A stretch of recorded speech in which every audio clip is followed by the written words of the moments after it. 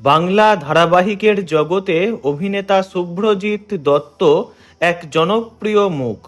তার জীবনে নেমে এলো গভীর শোকের ছায়া। গত শুক্রবার প্রয়াত হন তার পিতা পশুপতি দত্ত। বহুদিন ধরেই অসুস্থ ছিলেন তিনি। পরিবারের তরফে জানা গিয়েছে, বহু বছর ধরেই পার্কিনসন্স রোগে ভুগছিলেন পশুপতি বাবু। 2019 থেকেই তিনি প্রায় সম্পূর্ণ শয্যাশায়ী ছিলেন। প্রয়াণকালে তাঁর বয়স হয়েছিল 89 বছর।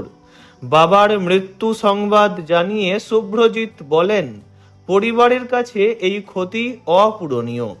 দীর্ঘ অসুস্থতার পরেও তাঁরা আশা ছাড়েননি, কিন্তু শেষ পর্যন্ত সব চেষ্টা ব্যর্থ হয়।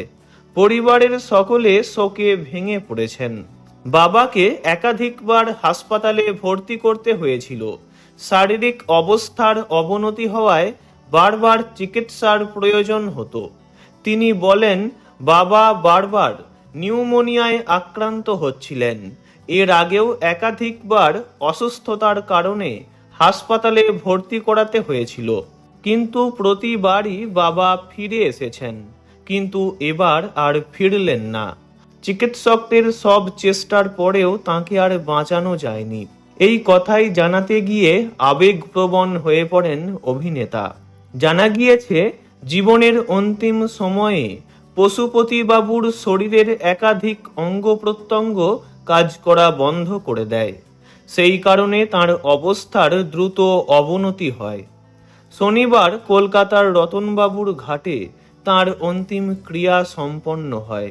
শুভ্রজিৎ ও তাঁর দাদারা উপস্থিত থেকে পিতার অন্তিম ক্রিয়া সম্পন্ন করেন।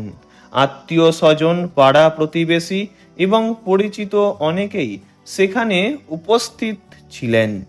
পরিবারের ঘনিষ্ঠরা জানান, সবার প্রিয় মানুষ ছিলেন পশুপতি বাবু। তাই তাঁর অন্তিম যাত্রায় মানুষের উপস্থিতি ছিল চোখে পড়ার মতো। শোকের আবহে পরিবারের পাশে দাঁড়িয়েছেন অনেকে। কথা প্রসঙ্গে শুভ্রজিৎ জানান, তাঁদের পৈতৃক ব্যবসা ছিল। সেই ব্যবসার দায়িত্ব দীর্ঘদিন সামলেছেন তাঁর পিতা। সংসার ও ব্যবসা দুদিকই সমানভাবে দেখতেন তিনি। তাঁর কথায়, বাবা প্রচণ্ড মিশুকে ছিলেন।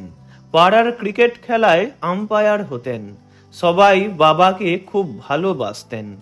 এলাকার নানা সামাজিক কাজেও তিনি যুক্ত থাকতেন বলে জানা যায়। ছোট থেকে বড় সকলের সঙ্গেই ভালো সম্পর্ক ছিল তাঁর। সেই কারণেই পাড়ায় তাঁর আলাদা পরিচিতি তৈরি হয়েছিল। বহু মানুষ তাঁকে অন্তিম শ্রদ্ধা জানাতে এসেছিলেন। শুভ্রজিতের মতে, মানুষের এই ভালোবাসাই তাঁদের পরিবারের কাছে সবচেয়ে বড় প্রাপ্তি। ভিডিওটি এইটুকুই। বিনোদন জগতের সব রকম খবরাখবর জানতে চ্যানেলটি অবশ্যই সাবস্ক্রাইব করবেন। ধন্যবাদ।